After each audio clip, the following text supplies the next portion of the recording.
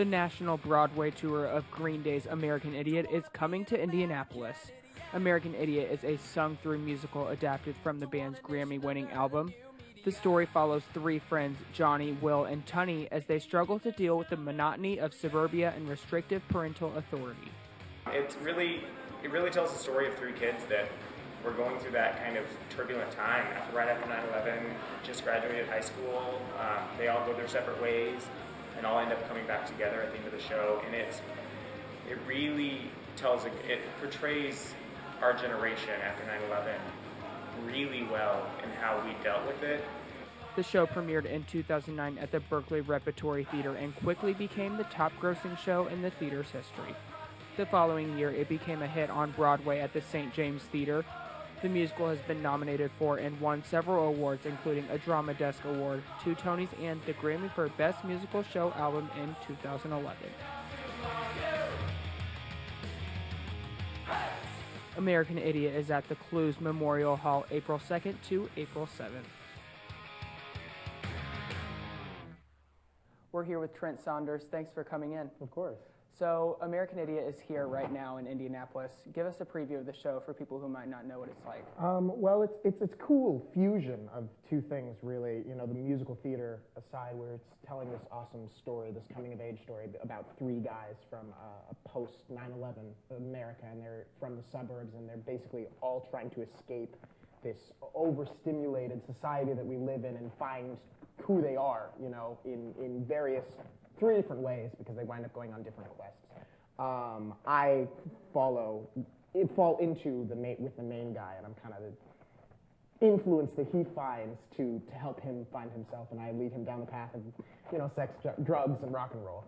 So it's a good time, and it's a really great story that I think is cool, and a lot of musical theater people will connect with. But there's also the side that it's obviously Green Day music, which many know and love. You know, It's a Grammy-winning album.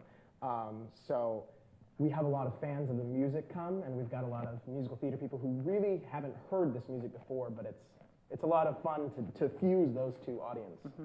Most people thinking of that album when it came out in the early 2000s wouldn't think of it being so brought together to put into a musical. Yeah. Explain how the music all flows together in a musical that you guys did. Well, you know, I watched an interview with Billy Joe where he was responding to, I guess, the critics who were attacking him for starting a musical, you know, with punk rock music. Everyone was like, that's not punk rock. And he was like, well, the entire idea of being punk rock is to break out of the box. So what is more punk rock than doing something that no one ever expected? And you know, he was always influenced by he says, West Side Story and The Who's Tommy, of course, and all of these rock musicals.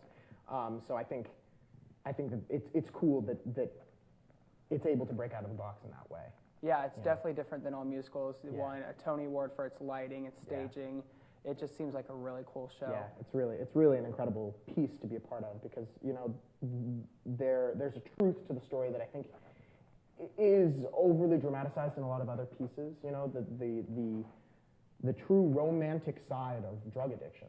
You know, that there is a reason that people fall into those habits, and there's a reason that they can't get out of them. And I think it doesn't necessarily explore positive side of drug use, but it explores the true why it's so tittillating and why it's so enticing. You know? And that's where your character, Jimmy, comes in. in. Yep. So along with that, where do you guys go after this? We go, the closest place I know that we go to is Chicago. We go to Milwaukee soon.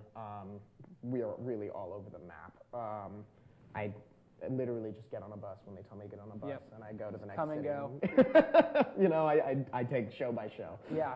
So relating this as a university, why should college students come to this? Why is it relatable? You know, obviously, I just graduated college last year, and the music, hands down, is relatable. I mean, we grew up with Green Day. Yep. We know who they are, and this music. I mean, even I, who wasn't a huge Green Day fan, when I saw the show for the first time, knew all the music just through the fact that, you know, it's played on the radio all the time, and I swear to God, I feel like the music follows me everywhere. Anytime I go into a cafe, it just starts playing.